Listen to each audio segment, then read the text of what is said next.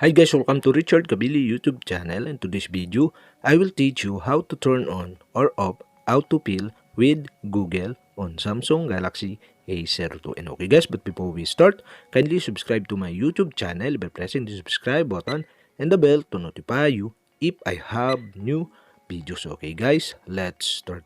So okay guys, all you have to do is go to setting in your Samsung Galaxy A02. In settings, scroll down and find the privacy. Okay, go to privacy. In privacy, you can see the autofill service from Google. Okay, you'll have to do is tap this. Now here the autofill with Google is turned off. And okay guys, to turn on or to use autofill with Google, you'll have to do is switch on the switch button on the right side. And okay guys, to turn off again, you'll have to do is switch off the switch button on the right side. And okay guys, I decide to turn on the autofill with Google on my Samsung Galaxy A02. And okay guys, that's it.